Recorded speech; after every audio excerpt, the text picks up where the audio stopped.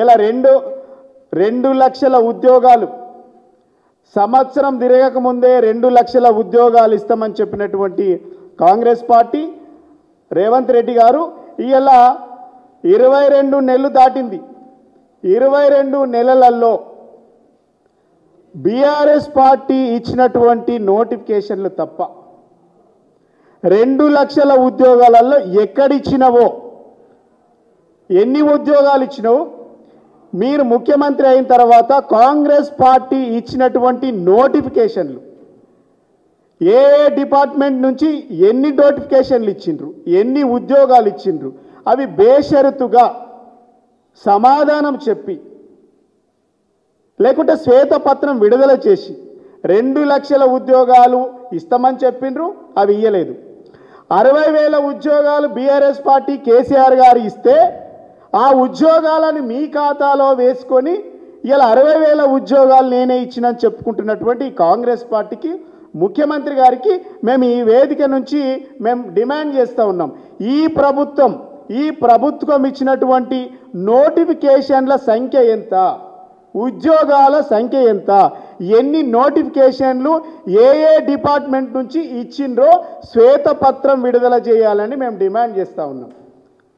మీరు చెప్పుకుంటా పోతే యూనివర్సిటీ విద్యార్థులు అంటే మీలాగా చదువుకోనళ్ళు కాదు, అజ్ఞానులు కాదు. యూనివర్సిటీ రీసెర్చ్ స్కాలర్స్ ఉన్నారు, ఇంజనీరింగ్ స్టూడెంట్స్ ఉన్నారు, అక్కడ అన్ని రకాల చదువుకున్నటువంటి విద్యార్థులను వాళ్ళను అవమానపరిచే విధంగా అన్ని వర్గాలను మోసం చేసిండ్రు. రైతులను, కార్మికులను, కర్షకులను ఎవరిని వదిలిపెట్టలే కాంగ్రెస్ పార్టీ.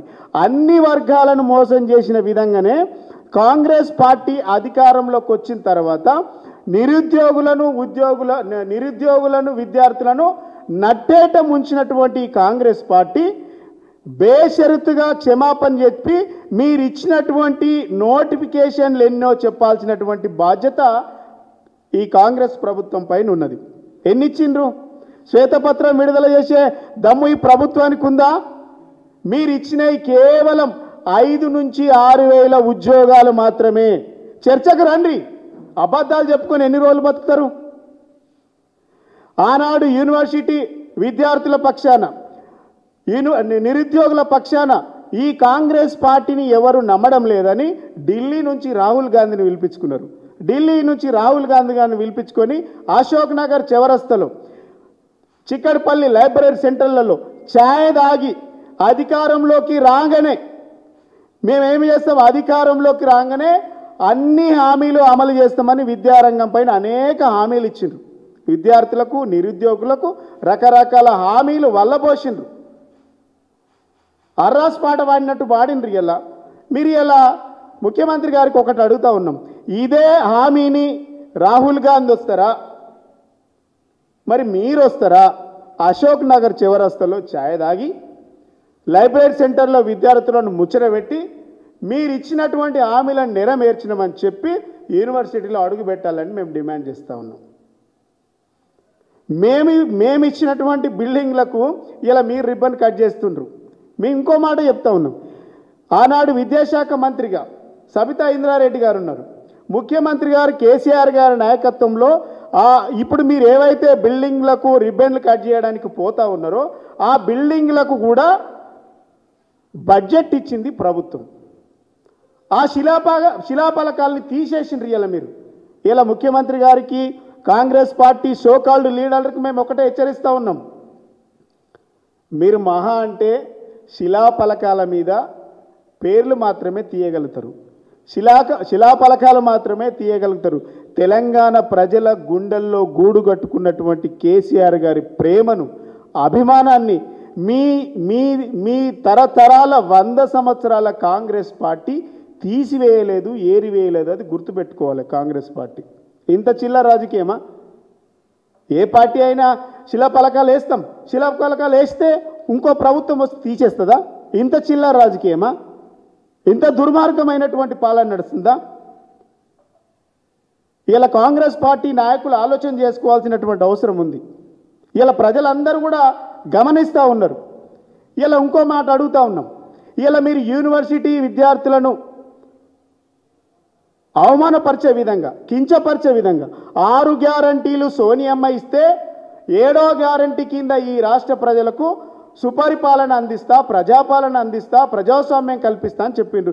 ఈ రాష్ట్రంలో ప్రజాస్వామ్యం ఉన్నదా? ఈ రాష్ట్రంలో సుపరిపాలన ఉన్నదా? ఈ రాష్ట్రంలో ప్రజాపాలన నడుస్తుందా?